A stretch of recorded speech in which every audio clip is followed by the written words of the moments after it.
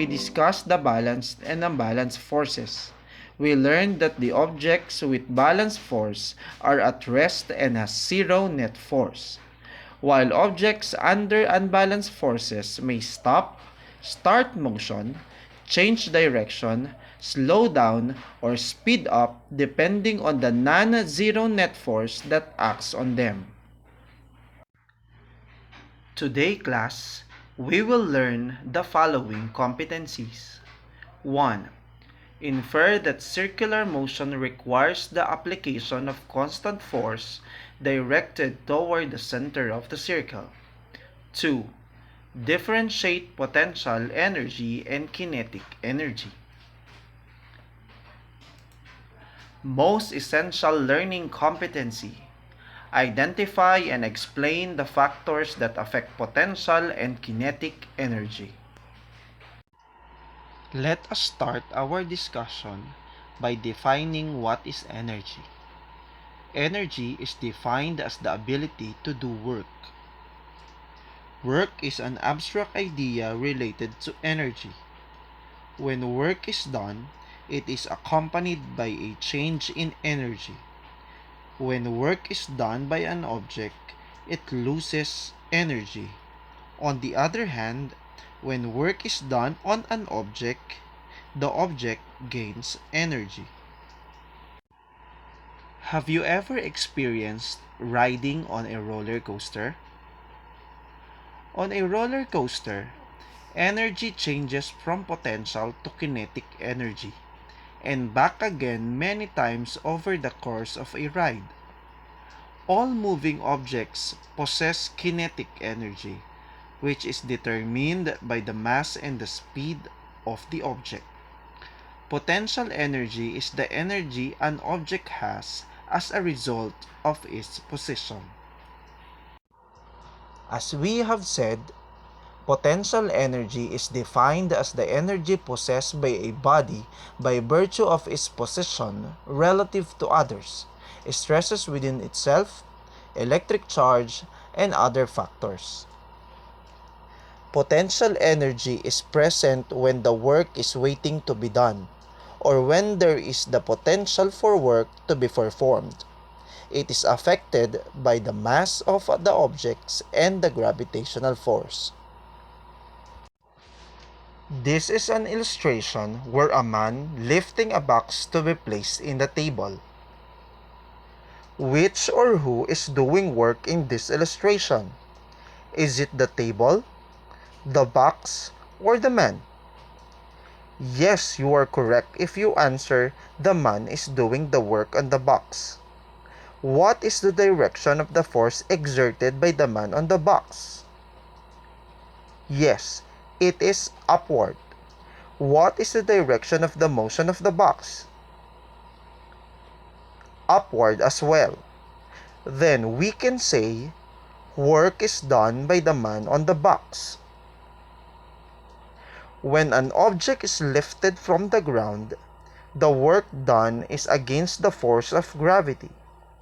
An object gains energy when raised from the ground and loses energy when made to fall.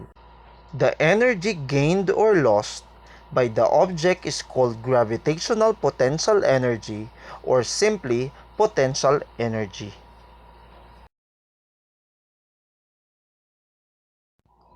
Mass and position greatly affect potential energy. The two objects that are in the same position have potential energy. Yet, an object with greater mass has a greater potential energy with respect to its position. An object of the same mass that is placed at different positions have different potential energy contained. The object at a higher position will have a higher potential energy. The formula for potential energy is m times g times h, or simply mgh, where m is mass, g is acceleration due to gravity, and h is height. Please take note that g is always equal to 9.8 meter per second squared. Let us have this problem number 1. If a 1 kilogram book is lifted on a table with the height of 2 meters, what is the potential energy of the book? Following the Gressa method, given mass is 1 kilogram, height is 2 meters, acceleration due to gravity 9.8 meter per second squared, required potential energy. Equation: potential energy is equals to mass times acceleration due to gravity times height. Solution: potential energy is equal to 1 times 9.8 times 2. Answer: Joule is the unit used for energy. Example number 2. A box has a mass of 5.8 kilograms. The box is lifted from the garage floor and placed on a shelf. If the box gains 145 joule of potential energy, how high is the shelf? Given mass is 5.8 kilograms. Potential energy is equal to 145 joule. Acceleration due to gravity is 9.8 meter per second squared. Required height. Equation: height is equal to potential energy over mass times acceleration due to gravity. Solution: h is equal to 145 joule over 5.8 kilograms times 9.8 meter per second squared. Answer: height is equal to 2.55 meter high. The gravitational potential energy is just one type of potential energy. Another type is the elastic potential energy. Springs and rubber bands are called elastics. When elastics are stretched and then let go, they will return to their original form if they were not stretched beyond their elastic limit. Consider this bow and arrow. Since the force exerted in stretching the bow causes the change in length, then work is done on the bow. When work is done, energy is transferred. Thus, the stretched bow gains potential energy. The elastic potential energy depends on how much the elastic object is stretched or compressed and the elasticity of the material. Let us go now with the second type of energy, the kinetic energy. Energy of moving objects. The energy of a moving object is called energy of motion, or what we call kinetic energy.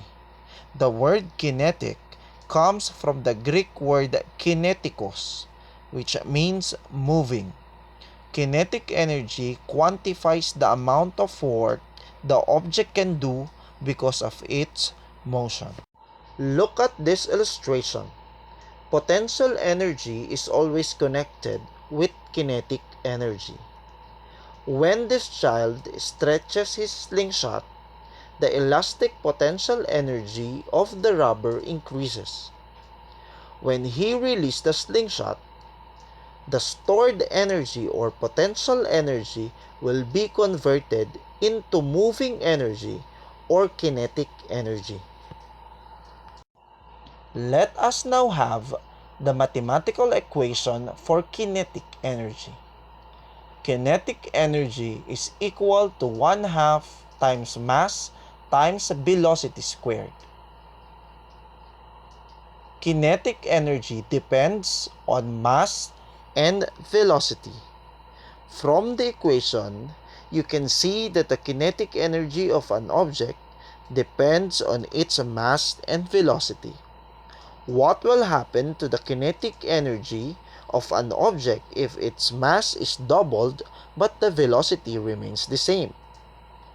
How about if the velocity is doubled but the mass remains the same?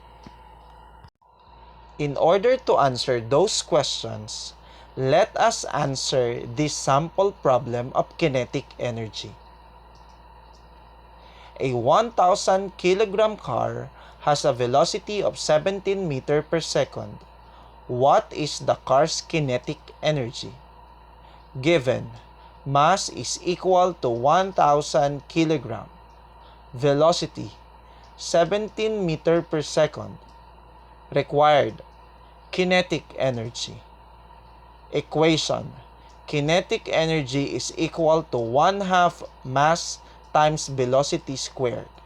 Solution, 1/2 times 1,000 kilogram times 17 meter per second squared. Answer, kinetic energy is equal to 144,500 joule. Here is another sample problem. A cyclist and bike have a total mass of 100 kg and a speed of 15 meter per second. Calculate the kinetic energy. Given, mass is 100 kg, velocity 15 meter per second. Required, kinetic energy. Equation, kinetic energy is equal to 1/2 mv squared. Solution, kinetic energy is equal to 1/2 times 100 kg times 15 meter per second squared. Answer, kinetic energy is equal to 11,250 joule. Thank you very much for watching. We'll see you on our next video next week.